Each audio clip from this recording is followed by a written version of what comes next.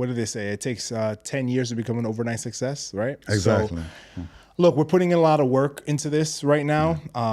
And, season 2, if you had told me I was going to have a podcast a year ago around this time, I would have been like, you're wilding. And I think it's like, even before, this was around the time when we first met and started thinking about Last Flight Out, right? So it wasn't called Last Flight Out there. I mean, funny story time, I guess, presented to you by LFO.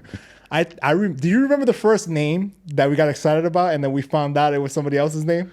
Was it the Bodega Boys? The Bodega Boys. Yeah, the Bodega Boys. Yo, me and Mike, I'll never forget. We were at Gin Bar in Abu Dhabi, right? Yeah. And the Hidden Bar. That's what it's called. Hidden Bar. And we were going down. Me and Mike, think we brought what was it, like 50, 60 names, something crazy. Something that we created that we running off ChatGPT.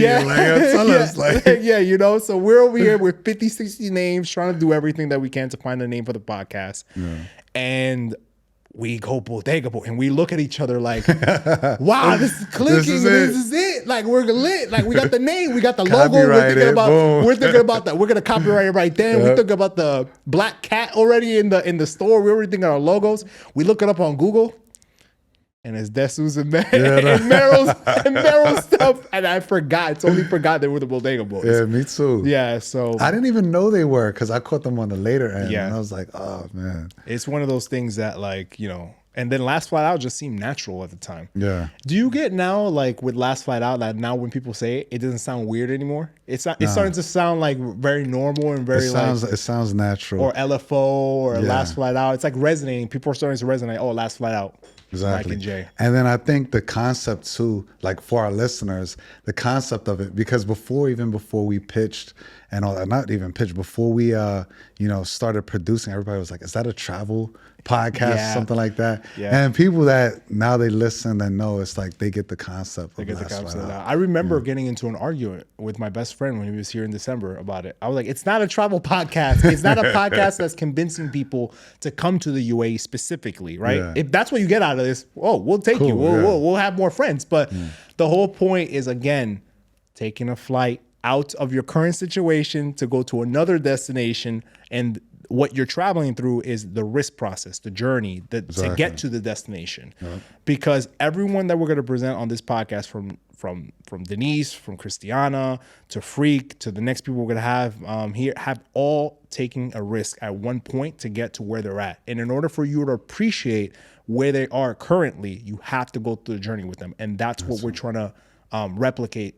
And that's what we're trying to extract in these conversations, right? Exactly. It's what you can pick up through the journey to apply it to your own journey. Because I've learned something from all those individuals that I've sat down, and they have had completely different journeys. Yeah. Right. And different perspectives. Even we're still building our own journey. And with this, I think one day we're gonna need to talk about all the stuff that we had to go through with this, with 3 a.m. calls, the international calls talking from the UAE to New York City, the all nights working on the editing.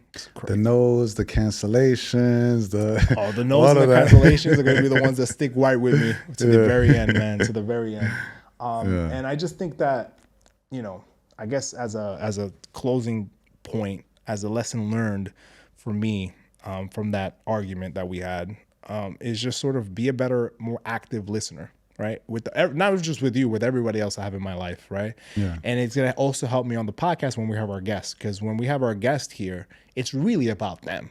Yeah. Right. And we're just here facilitating a conversation. We're guiding them kind of what we want to know selfishly, you and me, and what we think the audience wants to know. Yeah. But honestly, it just helped me to really lock in, be an active listener, and make sure that, we really extract their story. Yeah, definitely. My lesson learned in that one as well is just, we're not going to agree on everything. No. So at all. So, no. I think and what I learned too is sometimes we might need that, hey, let's talk about this tomorrow, and regroup. Because then we talked about it tomorrow, and then we even I explained myself better, because sometimes when you hit me with things, I'm just going off the tongue and all that, and it's and he was like, that's not what you said yesterday. And you didn't understand. And I'm like, I did say that. I'm just saying it in a different way now. I had time to think and all that, sometimes it's good to just take a beat, because when you did explain it the next morning, if you came at me like that, I don't think we would rock. I completely agree with everything you said. Oh, okay. I'm that's what I was trying to say. Maybe because it was 1 a.m.